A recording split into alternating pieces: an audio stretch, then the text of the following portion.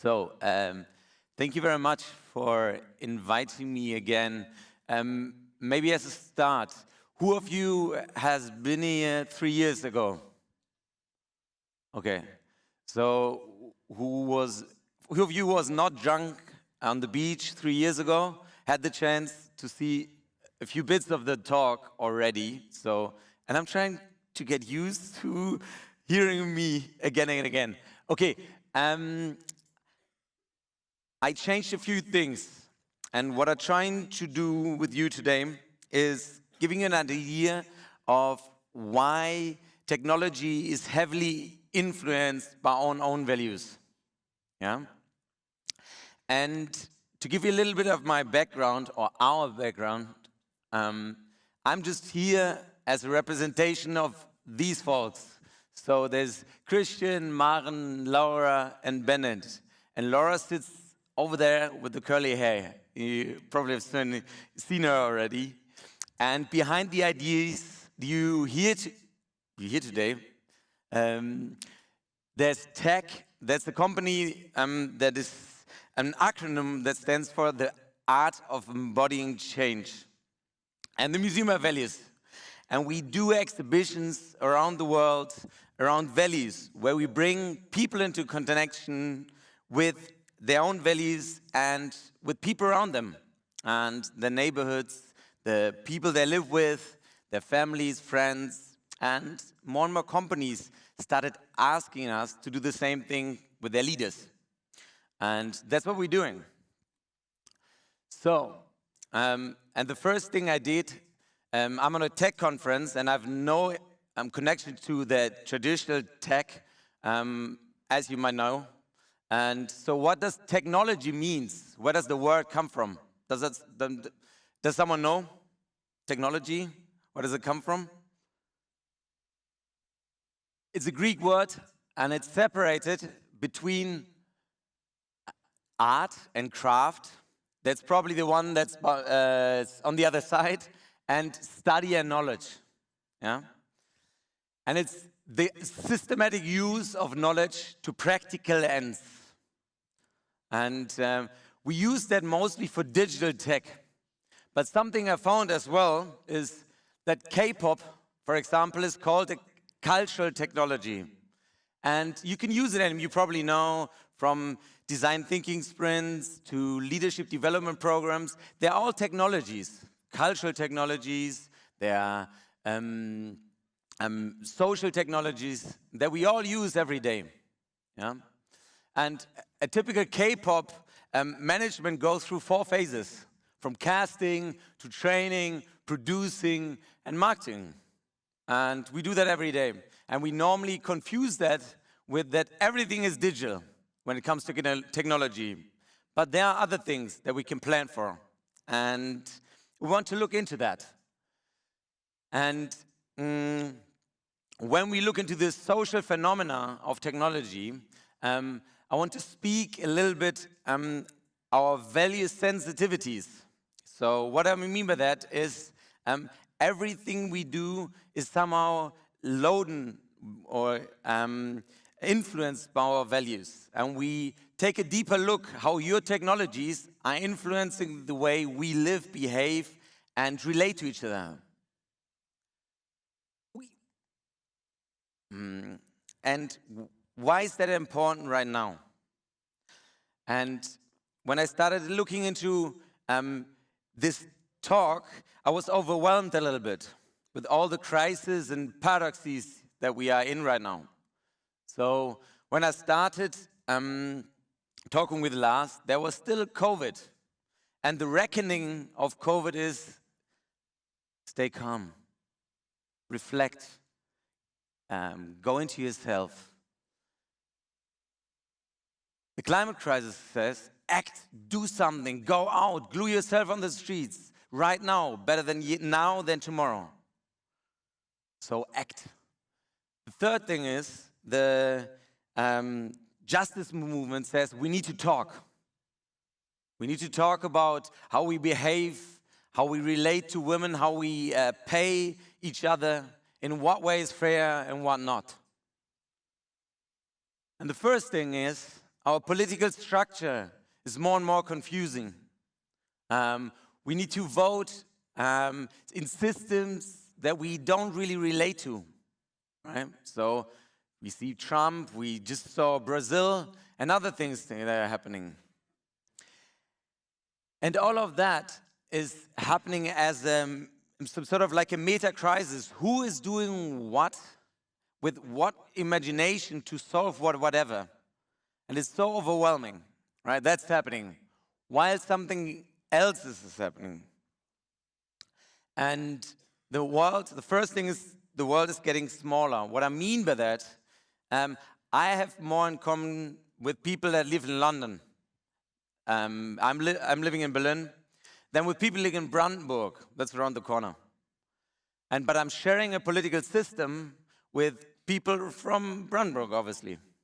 And that is getting more and more complicated when it comes to political decision making. And the second thing is the generational distance. So I just looked it up this morning. It's the oldest Congress in US history right now. And the generations that are following and the world youth is growing exponentially. So we have leaders with old ideas that die slower and younger people growing up in their world. It's super complicated to make sense of it for us as human beings. And the last bit is we're doing all that in a faster pace. And what I mean by that is the changes that we see are taking over more and more of our institutions, of our way how we make sense as a collective, as a society.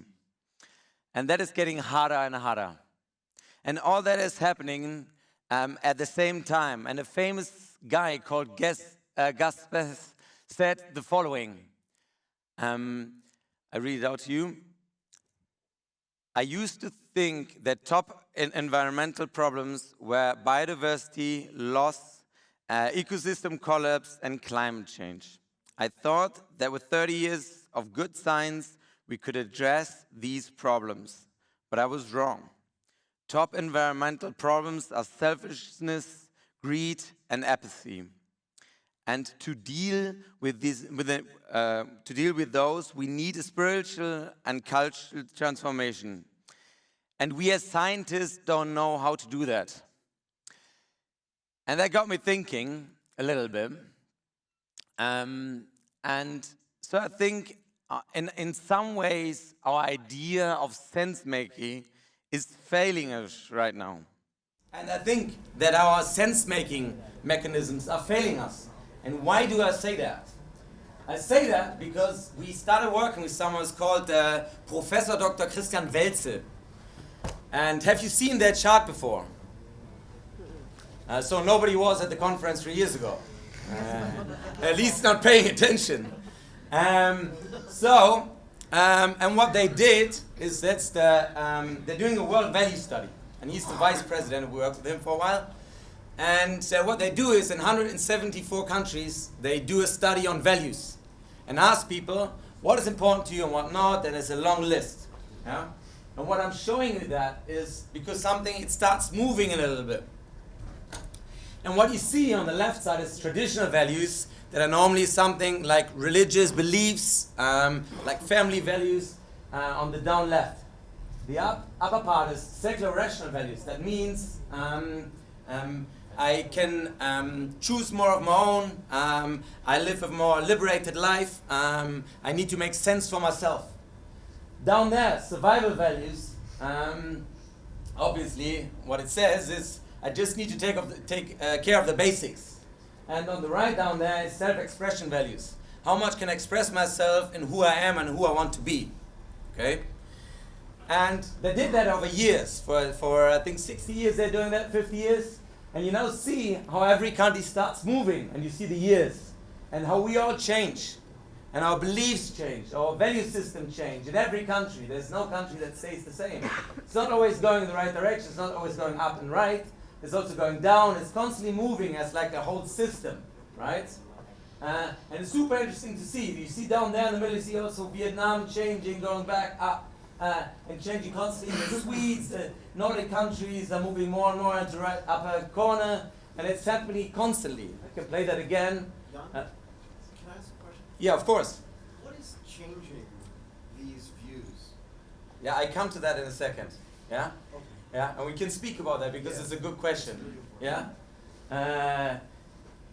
And you can just see how everything changes throughout the history and time, all right? So it's not staying static. Because what we see normally when we speak with people, especially older white guys, like to think of values and respect need to stay the same. And they are always in a certain way. But they never have been, and they never will. And one thing that happens is that normally our problem was, when we started looking at it, is we think that that is the end thing, that is the end goal. But what about the next 100 years? Not every country goes into the right corner, right up corner, but maybe we're going somewhere else entirely. And maybe we develop in an entirely different way, right? And it's super hard for us to understand that. So just a little thought experiment. When you ask people, who do you think you were 10 years ago?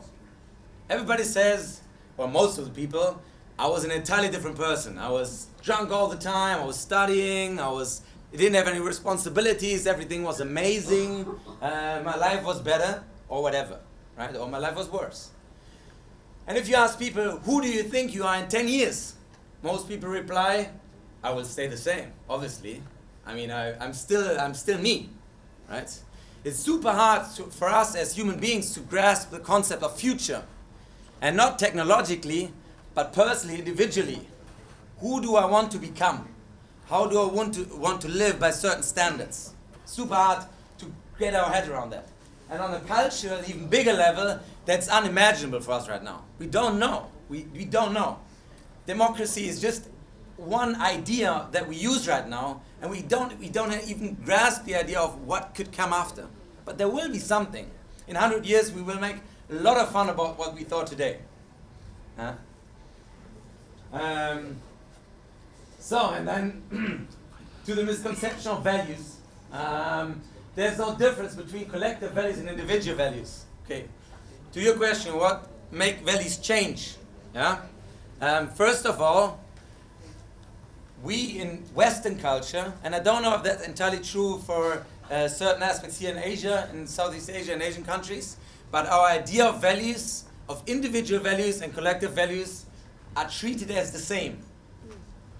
We believe that my ideas of values, individual values, is the same as collective values. Which is utter bullshit, obviously, because collective values, you all know, you go in a company and somebody says, for us, this and that values is important, that directs how we as a group collectively behave together. But I'm not going home and get a tattoo with performance on my neck, because that is super important to me individually. It's probably not. Because for me it might be curiosity, humbleness, whatever it is. Okay, and so that's the first bit. The second one is, we all have the same definition of values.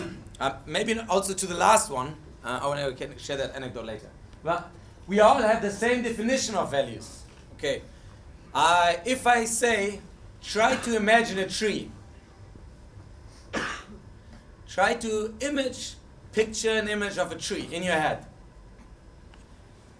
I bet that we all have some sort of a similar understanding what a tree is. It has leaves, maybe a trunk, it's brown and green. Some of you imagine roots, some might imagine a little bit grass in front, some maybe a little bit yellowish leaves. But the general idea is the same, but if you can picture it and paint it as it is, it's entirely different from what everyone else is having in their head. So the nuances are different, but we have some sort of like a collective idea of what we mean.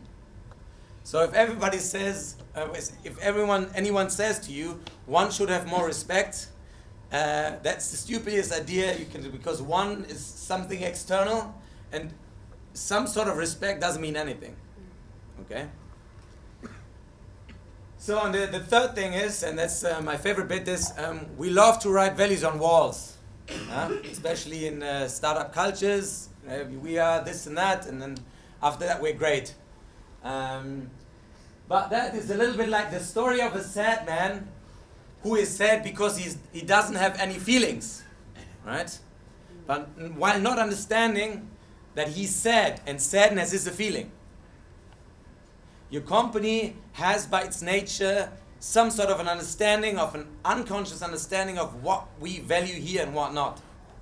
And it makes no fucking sense to write something external in front of people and saying, we are now this. Doesn't make any sense. We still keep doing that. Okay, so and the most basic version of saying what values are for us when we discuss them is values are situation-independent decision helpers. So no matter what context I'm in, individually as well as collectively, that helps me to understand how to guide that situation, how to behave in a certain situation. Okay? And why is that important right now? So I was a little bit confused while speaking with my microphone, but we had like the first bit was, okay, we are in a paradoxical situation where everything happens at the same time, and that is the external world is changing massively. And we don't know really how and who is responsible for what. While noticing, internally, collectively, culturally, we are changing too. And at the moment, we don't really know that. We don't really keep an awareness for that. Okay? And now tech comes into the mix. And tech influences how we think and how we behave as human beings. And we sometimes underestimate that. Okay? And they're for different reasons. So you obviously have the very big changes and the very obvious ones. Like now everybody's talking about GPT-3 and synthetic media, deepfakes and other things, and that are obviously somehow influencing us or a little bit scary right now to make sense of that as a society. Then you have the idea that technology now is in every hand. We use everything here as technology, that's how we got here, how I can speak to you, and it's in every hand. Then I just looked it up. What surprised me, how many software or developers in general worldwide are there? What do you believe? Just shoot out numbers. What do you believe? How many worldwide developers are there around the globe? 100 million? 10 million? There are different numbers to it and different assumptions around it, but roughly 20 million. Okay? How many people do live on the globe? Since the 15th of September, officially 8 billion. If you do the math, that's under 0.5% that is deciding what we hold into our hands and what we value in the technology, what values are in the technologies. Sorry, isn't this the key question though? What? Is that, and this is not a fully formed thought, it's really a question. Yeah. I'm really curious what you think about this, just based on everything you said. If you go back, and I'm just going to be a little bit longer, if you go back to the Greeks, like the idea for democracy was the educated elite would vote amongst themselves because they had all the information. Yeah. And they'd make a decision that would help the, and that they would make a decision that would help the entire populace, and that the uneducated part of the populace didn't even have the information necessary to make that decision. You also said this. Now there are and back then there weren't 8 billion people in the world. Well, who knows? Very small. We're still using those tanks to drive how we do it today. And yet today there are 8 billion people, all of whom, or a lot of them, say half of them, 4 billion people, have access to this. And now they have all this information they don't understand, don't know what to use. They're not as educated. So you have this big populace up here. Like I like to draw this chart that says like, here's the world, right? We're making no value judgments, and here everybody in this room is in this group, one way or another.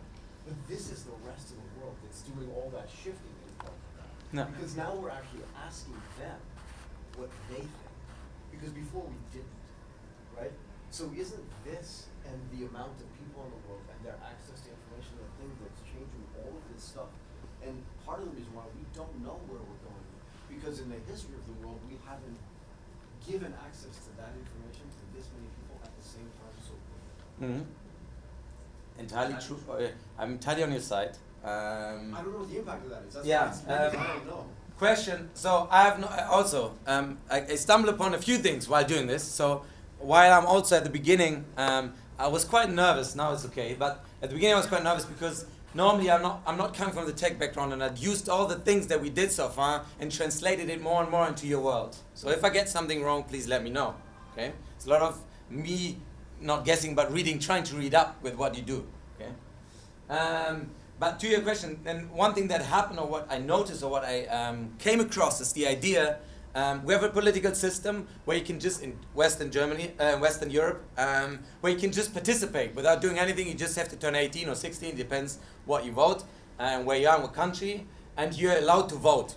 Okay, you're influencing the system. Okay, if you want to do the same thing on the streets, you have to do a driver's license.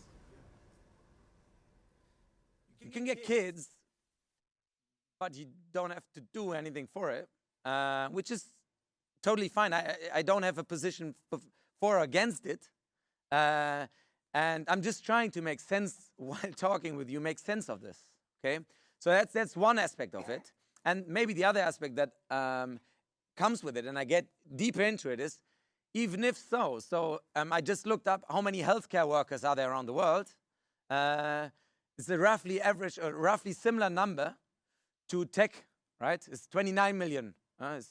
We need 10 more to make our healthcare system worldwide work. At least what WHO says. But and the difference is that we trust people in white, right? We trust our doctors, and they have an ethical framework, a long body of knowledge of how they came into power, into healthcare power. Tech hasn't done that yet. There's a very young body of knowledge. And if your question, and if I'm just following your question and trying to expand on that, then my question will be, so there must be ethical implications in being a programmer, in being in that business. There needs to be something in the long run, where I don't know what it is. It is rules, regulations. Is that back in the days, my uncle was a journalist, and they were all very proud in how honest they were and reported on things, right? I think that changed a lot.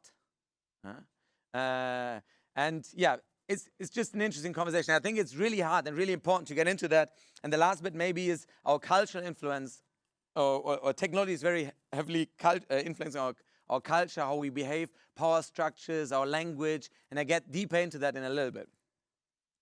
Now I closed my presentation, and you see my messy desktop. So who of you thinks that technology is net positive? I mean by that if you take everything into account, at the end, we gain more than we lose. Can you raise your hand? Okay. I thought that would be a little bit clearer. Okay. Who think we are neutral? Also quite a few. And net negative? Anyone? Okay. Would you like to expand why? Yeah, it's just, but wait 1 second. Not yet. Or maybe. Why would you send net negative?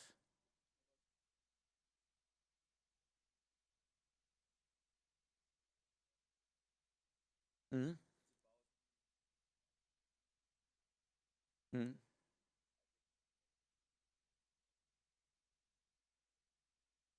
Okay. No, the way you said net negative, so there's more negative things that come out of technology than positive things. Okay. All right.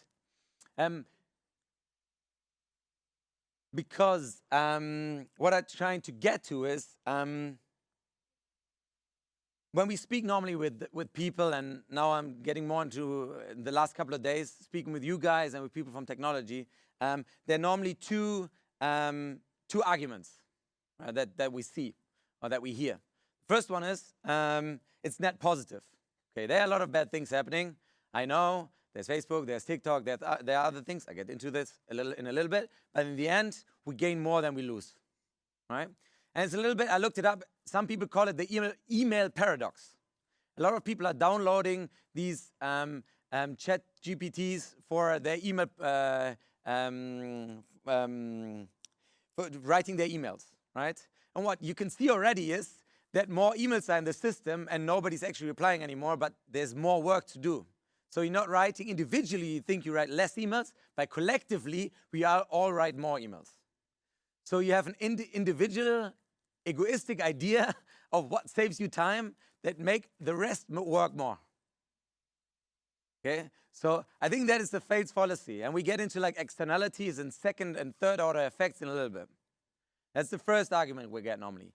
The second argument we get is, and that's what you just showed, also a little bit is neutral, but I don't know if you mean that in the way that I'm going to right now. And people say, we are just, like Facebook said, we're just there to connect. We just connect people. That's it. What people do is up to them. It's a little bit like the weapons industry saying, guns don't kill. People do. And you can ask the 6-year-old who killed his teacher 6 weeks ago, who is responsible. It's context that people are in that makes them kill, and make them kill, and not, so it needs to be there. And there's a responsibility in that. And there's a moral and ethical responsibility in that, using that technology in a certain way and giving that to people, okay, in a certain way. And going into bed with business, VCs, and other people who want to make money in a certain way. So that is not neutral. It's not values neutral. And I went over that. So and I have one example that did you come across? So we work with Joe Edelman and Tristan Harris and other people, and we talks and conversations with them. Do you know the Center of Humane Technology? You show me your hands if somebody heard of it. One, okay. You should definitely look it up. It's also an amazing initiative. There are a few others. The Consilience Project. I will mention a few along the way. So social media, if you think about it, and what I used to work in an agency that did growth hacking, and it was about red and green buttons and 0.5% of increase of something. And so if tech uses these knowledges, or this knowledge of how we behave in a certain way, it changes us, and it changes us deeply. So if tech uses cognitive limits, we get information overload. If tech uses dopamine to get us fixated on something, we get addictive use. If tech uses social validation, then we get mass narcissism. And I heard a few people telling me over the last couple of days they want to get rid of the social apps on their phone. And so we know that too. We know that already. And if tech uses confirmation bias, we get fake news. If tech uses outrage, we get polarization. And normally people think it stops there, but it doesn't. The second order effect is cognitive limits and information overload gets us to short attention spans. Dopamine and addictive use gets us to isolation. During COVID, 20 million Americans started smoking. Do you know why? Because it's as bad as smoking a full pack of cigarettes to be alone, to feel isolated. And 20 million people gained that spectrum of feeling isolated. So they started smoking 17 cigarettes a day.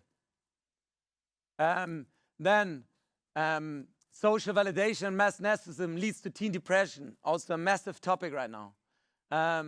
Tech influences how we, if you use, speaking about confirmation biases, fake news, it leads to breakdown of sense making. How do we make sense as a society? We all know everybody's feared now, nearly, about the next election. What will happen? What will come out of it? We don't really know how to make sense of the world together collectively anymore. And the last bit is outrage, polarization leads to extremism and distrust. And that's happening constantly and everywhere right now, okay? And we can blind our eyes to that, we can look away, we can pretend that's not happening. It is.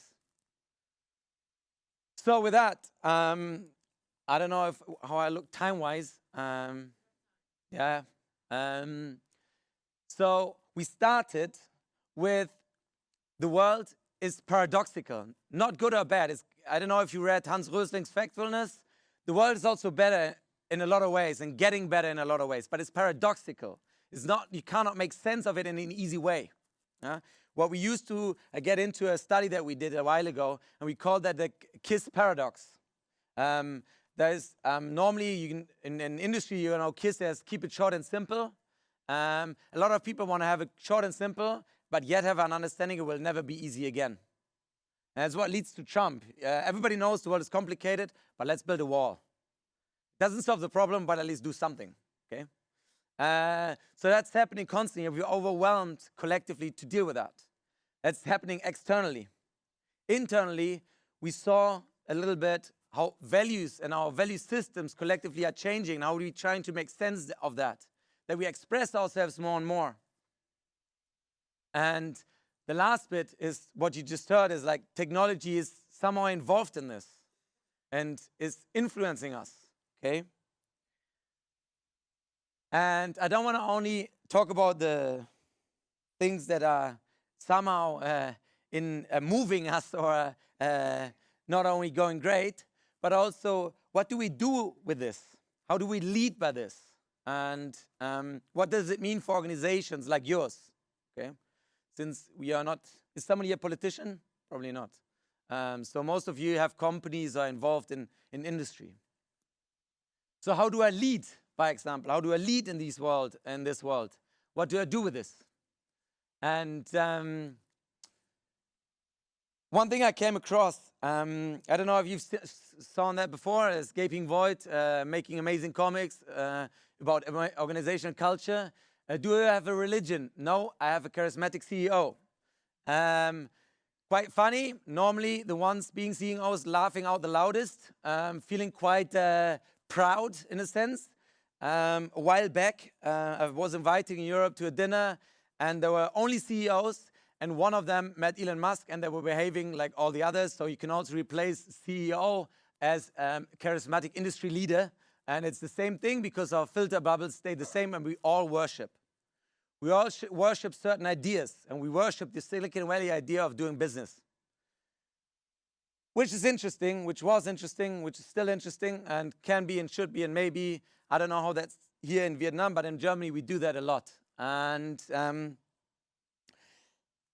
problem with that is it has to do with ego. And we definitely need to work on it. What is the most chosen word of you that everyone used? Huh? Yeah, I. Our whole world evolves around the idea of me. Everything that I experience is me. Everything that externally I experience is through my senses. It's super hard to get out of my own body. That's why coaching is so massively important. I try to explain that normally with a simple parable. Try to think of coaching as I'm stuck in my body for the last 34 years. Yeah? And I can't get out of that body. So I'm stuck in my own marmalade glass where I can't read the label. Yeah? And somebody else comes to me and reads to me what he or she sees. It doesn't matter if it's true, it doesn't matter if it resonates with me, but it gives me a point of reference. It gets me out of my body, out of my ego system. And we do that way too little. So, and now we come to the study that we did on leading and technology with a big company in Sweden. And the study was called Emotional Landscape, about emotions and the inner landscapes of leaders in technology. And the white paper was called Fliegen lernen, so learning to fly. I come to that, why it's called like that in a little bit. And the first here, the 5 nuggets that I took out, that I compressed a little bit, and we look into them. Language and leadership. The first idea when we're trying to lead in these very complex environments is we think that we have language that's just about communication, communicating enough, right? And what we found out in that time was, like I said, we have different generations at play, so working together. In average, managers over 45, they speak in metaphors of mechanism and industrialization. They speak about motors, or they speak about and certain ways how they express themselves is very much bound to the idea of industrialization. Managers between 35 to 50 speak in the world of technology and the world of software. They need to recharge. There's the update. I need to do this and that. And everything is in the world and language world of digitalization. And the youngest generation, they start speaking in an entirely different way. They speak in words of ecology, of diversity. And they have an entirely different language. And these three in this particular company are trying to work together, speaking the same language in the sense of English, but having entirely different metaphors for that, how they behave and what's important to them or not. And I just found that yesterday and I thought it's funny and I put it in when it comes to language. And I asked someone, Timmy, around if that's true in Vietnamese, but I read it out first. In Spanish, French, and Italian, decisions are something you take, like a train that leads you somewhere new. Whereas in English, you make them like a little piece of your own creation. But in German, you meet them like friends. Aren't language beautiful? And when I say deciding something, I have an entirely different concept in my head than somebody else from England, probably. And can someone explain that for the Vietnamese language?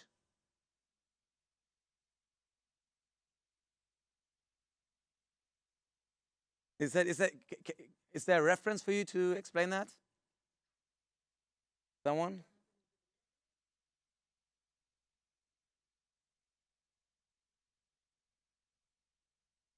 Yeah, okay. Oh, yeah, and then for Thai, a different language. What else do we have in the room? Let's ask that way.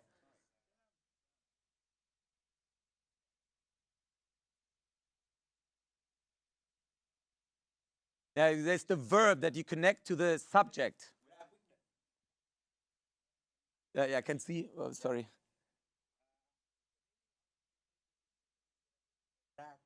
Hmm. Okay, and what is the verb or the okay? What is the translation? Can you translate that? To the side. Okay. Take the verb. The release. Oh, get out. Ah, okay. Okay.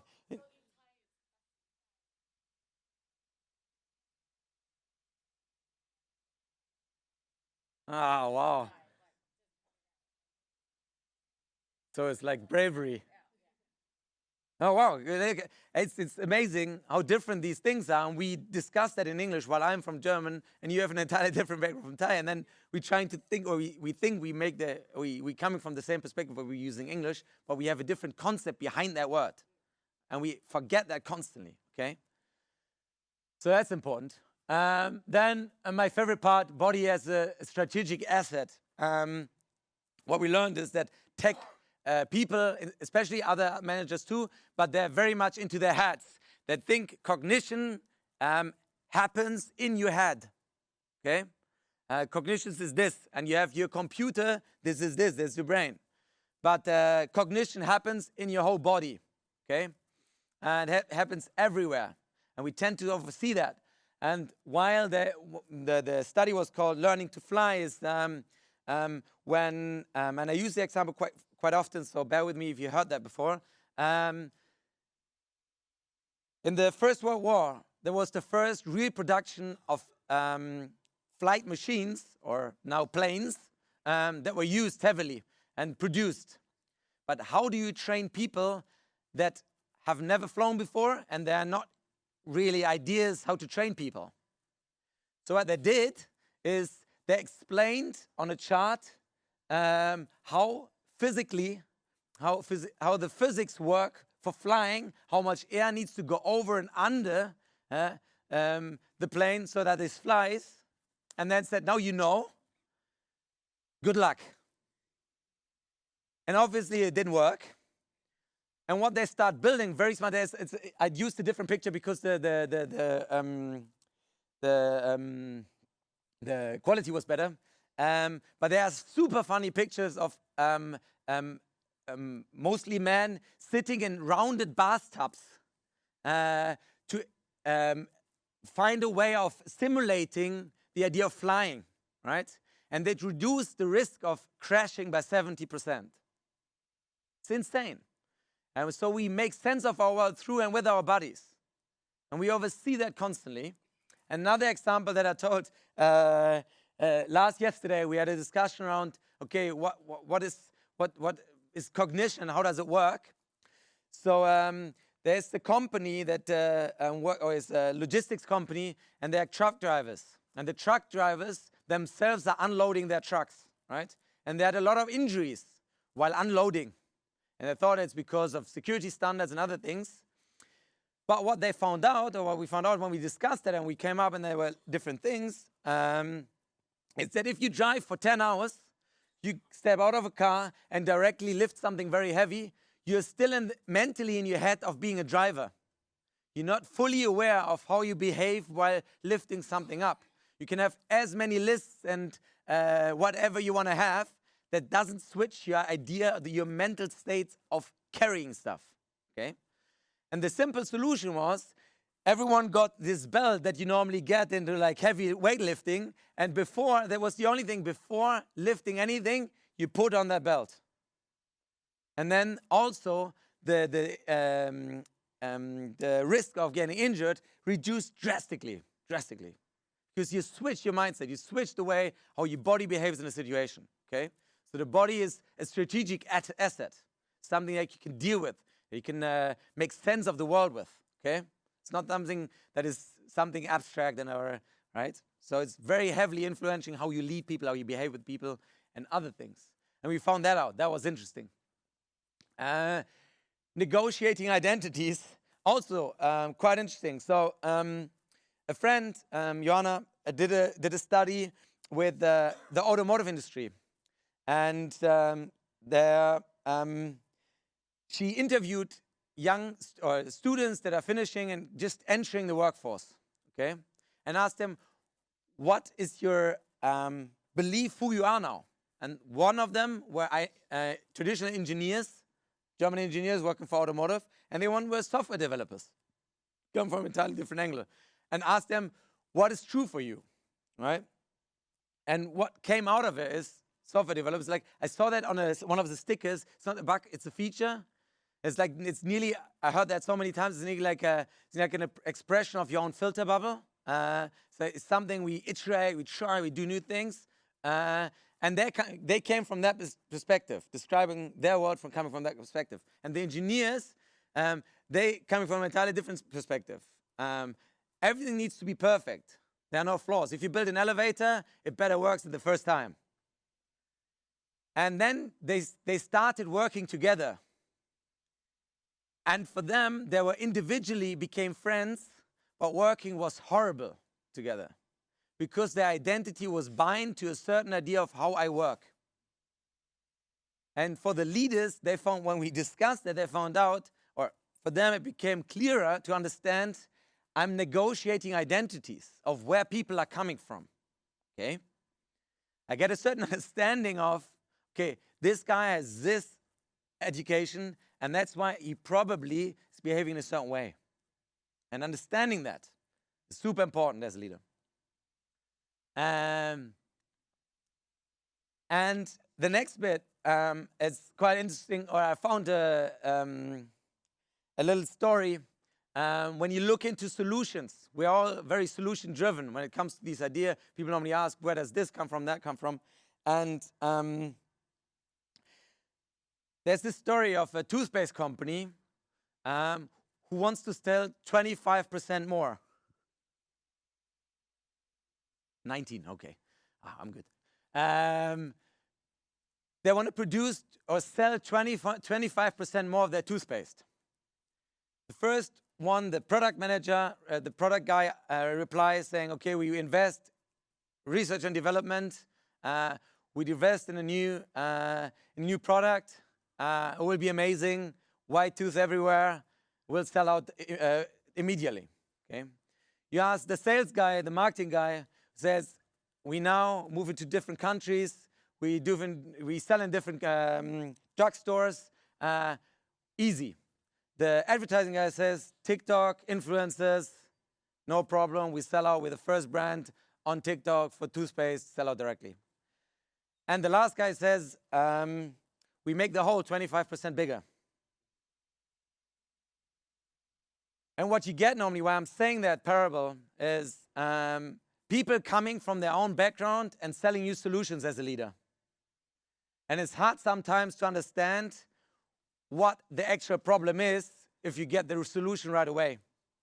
So I found while looking into this, a company in the Netherlands, and they are an architecture firm and a construction company. They never hire, or they stopped hiring traditional construction companies for their projects. And who did they hire? Circus equipment companies, because they always use as little materials as needed. They're super quick in building stuff up. And construction companies normally make their own markup with selling you materials that you don't need. Okay? So you want a house, so you get more concrete than you actually need. And that's happening always and constantly.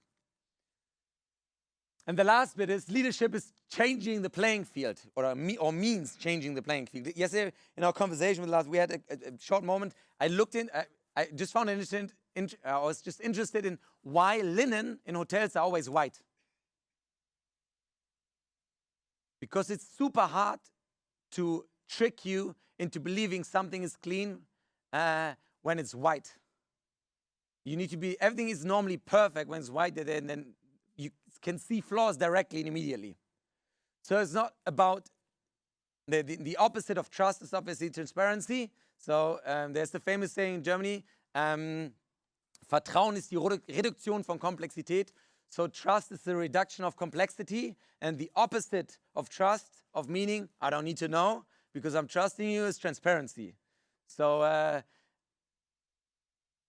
linen helps you to trust your own hotel in a way of creating this illusion of trust while having transparency. So leaders trick their employee, or the system in a way of creating a system where it needs to be perfect because it's white. You can't trick while changing the linens because it needs to be new and needs to be fresh. And there's a famous example. Who knows Thomas Tuchel, the coach? And he was the coach of Chelsea, and now he's unemployed. But maybe happens there too, as well as here in the startup world. And what he did, he wanted to let the players behave in a different way. And there's a famous talk of him. If somebody heard about his talk, The Rule Breaker, this is quite famous. Those of you who like sports, super famous. And what he did there, he changed. So his idea was, he constantly reminds his players of how not to behave. So their association with him became negative, because every time he blown the whistle during training and said, hey, I don't want you to do that. Okay? And he wanted them to play in a certain way. So a pitch in football is like a square, but he changed it to a diamond, okay? Because he wants them to play in a vertical way, okay? And so from that moment on, he was not the bad guy anymore, because the system of the game was changed, and the ball was outside of the game. So he didn't need to remind them anymore. And then they became creative in finding solutions. So he tricked them into a different behavior. So he changed the playing field. Okay? And we as leaders can do that too. We can change and the playing field to get a different behavior. Okay? And it's not, some people call it nudging, it's not in a bad way, but creating also, like he said, he's not that negative guy anymore. He can be more supportive in that way. Okay? So that's happening constantly. And so, what does it mean to be a good leader in that time, right? Before I read that out, my mother always told me, we lived in the second floor, and we had the chimney, so it was a lot of wood carrying up and a lot of getting water upstairs. And if my mother wanted something, she always said, as a leader, we need to get water. We need to get wood. I knew what that meant. And we normally smile and have a similar association with our parents or whoever, but unfortunately, we have that with our leaders too. We need new values. Then normally a bunch of three sit together, write something down, send a presentation and say, we have new values, okay?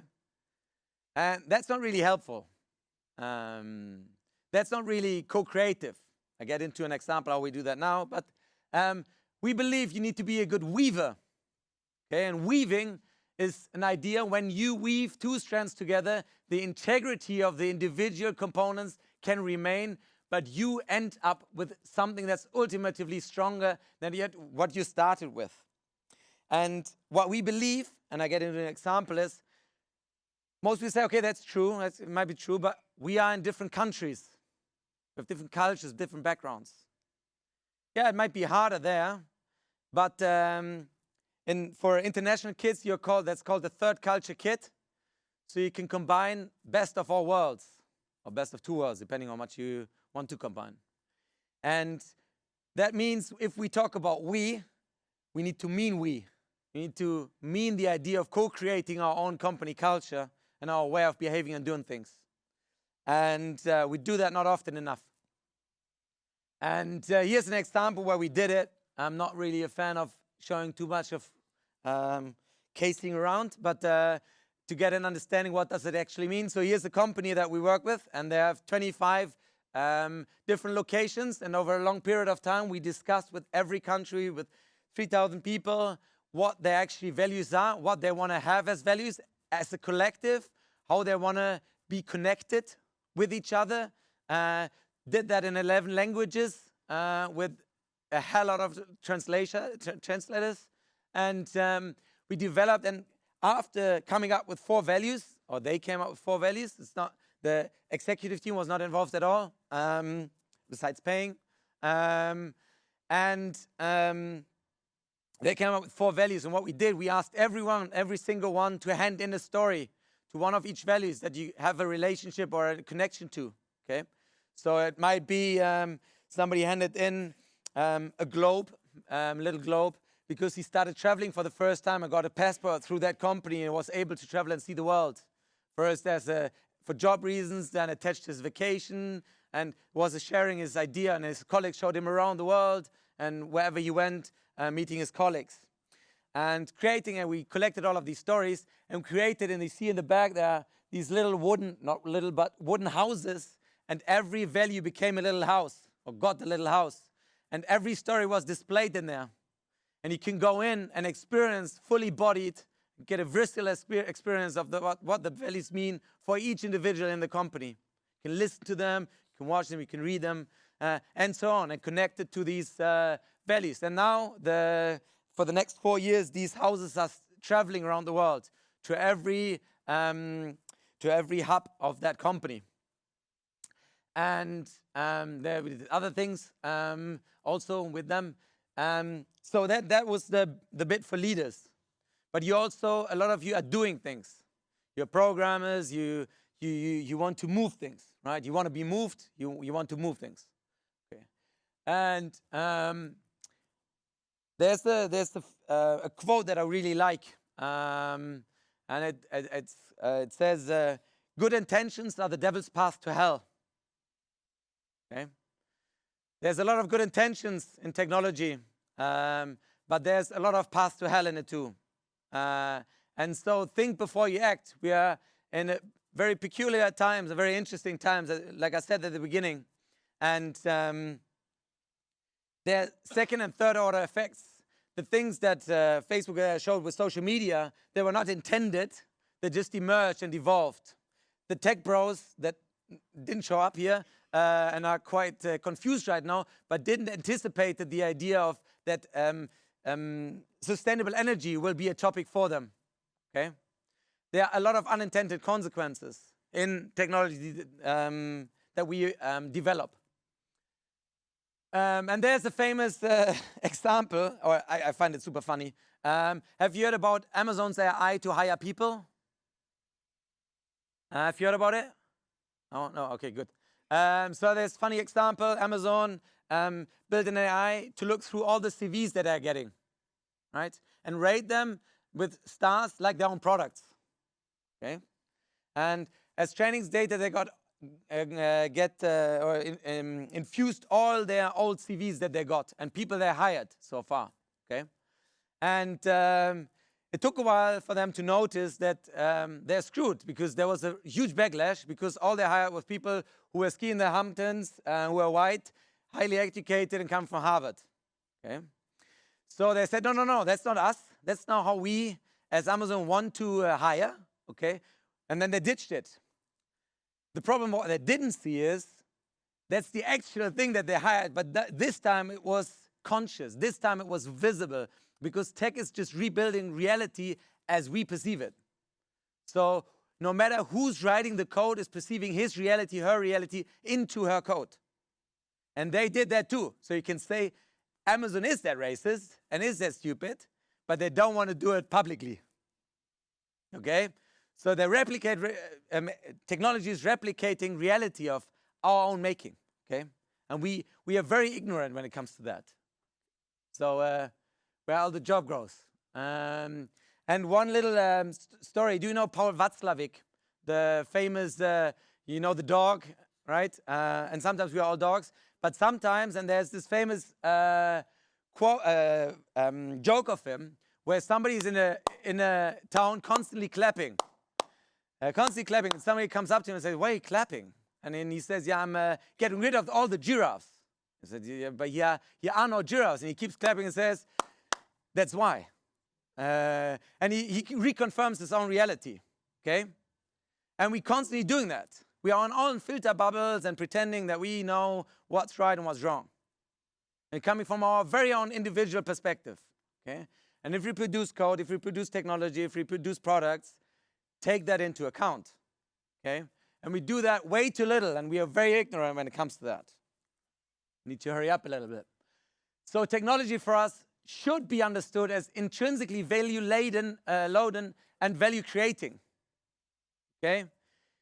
There's a huge potential for technology, but it also has something in it that is made for disaster, or has a potential for disaster.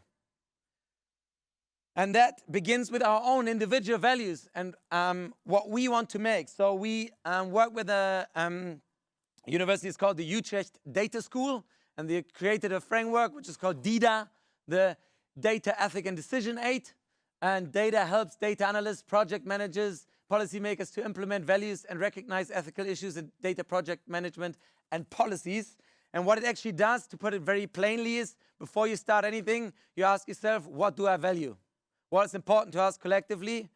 And is it in our idea of what we want to build next? And I know most people roll their eyes and think, okay, that's stupid because it's a business world. Come on, as we see, we need to make money. But be aware of what we had at the beginning of the consequences and the choices that we make and the responsibility we have as individuals. And the same thing as creating and working for the weaponry industry. And so maybe the last bit before I tell you a little bit of how we work, just for a few minutes before I run out of time. Social systems. We had at the beginning, just to remember what we spoke about, is the world is paradoxical. Our inner worlds are changing collectively, what we make sense of, and technology is influencing us heavily. We are leaders. How we lead people is very important to make sense of the world, to focus on certain things and don't focus on certain things. And the second thing is we produce products that have consequences. And the last bit, and normally presentations end here, is we also have citizens. We also are citizens, world citizens. And we need to understand that there are people that have no clue whatsoever, no connection. And to your question at the beginning, there's the rest of the 8 billion people who have no understanding of what data is, no proper understanding of what data is. And so they probably don't have to. They don't have to know. They don't have to know anything. And data and technology and all of that is very invisible. You can't taste it, you can't smell it, you can't see it probably. So we need to have an honest conversation about what it really means for us societally. And that's why we created together with, or for the Ministry of Science and Education in Germany, and we start traveling with that around now.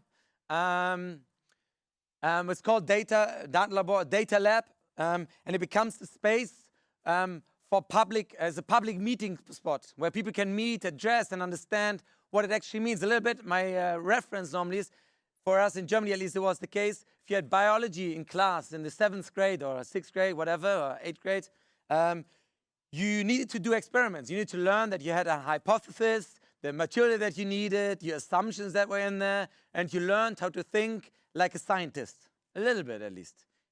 Obviously, the experiments were crap, and you were a kid, but you learned in thinking in a certain way, okay? And we used a certain framework. It's called PPDAC. It's heavily used for mostly in New Zealand and other countries, the US, in making sense of data projects. And we developed for every aspect of this cycle, from problem, plan, data, communicate, and analyze and communicate. For every of these different elements, we create installations, where people can interact with and see and explore what that means from our own life, and also do workshops in it and other things. And you can see we did that in Chemnitz, where people walked around, did data walks, they walk around their own town. And for example, somebody came up with their solution, or not solution, but insight. Every 24 seconds, someone looks you into the eye. He did his own data project on relating in Chemnitz and creating relationships. And so they do that in a very playful, childish way, but learning what it means for their own lives. Just very quickly, before I run out, 1 minute and 30 seconds. So we all have basic needs. We have 4 basic needs, probably, even more, but we want to communicate, we want to experience and sense the world that we are in, we want to express ourselves, and we want to have resonance with other people, right? And I put it into a matrix of 4, and when you put these together, if you look on the top, there's communication, and then to the left is resonance, to the right is expression, down is senses. If you put these together, if you communicate rightly and create resonance between people, you get relationships. Yeah? So we want to create relationships. Whatever we do, we create relationships. There's no right and wrong in the things we do. We have a lot of conversation, a lot of things, and playful way of getting into a relationship. If you want to express yourself and communicate around values, for example, we do that with stories, like I told you in the company in Germany. Everybody can express themselves through stories and not through definitions and not through intellect. The third part is senses and resonance. Like I said, leading but also experience the world is a full body experiment. We use our bodies, we experience with our bodies when we do leadership trainings and other things. And senses and expression. Most of the things that we forget, if you want to change people, you have 2 options. The first one normally is religion, to create an advanced spirit or to move our spirit. And the other thing is art or aesthetics. We are always moved by beauty, and we tend to forget that. Beauty is the most important driver and what moves us. Yeah? And we want to use that too. And so in these 4 quadrants, we do different formats: dialogue formats, reflection leadership formats, awareness formats for programmers, developers, and other things. And we create mostly experiences on different levels with a couple of 100 people in big stadiums to exhibitions. We are for the ones, no, it's too late. Until the 15th, that's on Sunday. We have an exhibition in Lübeck for the ones coming out of Kiel. But it ends now, unfortunately. And where we work with 150,000 people, 250,000 people from the city. Not everybody participated, but created their own way of making sense of their own city, right? And we're doing that with companies too. And now I'm a little bit over time, but the last bit that I want to give you is, or send you off with, is it's easier to act your way into a new way of thinking than to think your way into a new way of acting. If you're bored and tired and everything, that's the only thing that's important in my talk, okay? And with that, thank you very much, and I hope you enjoyed it. If you have questions, let us know.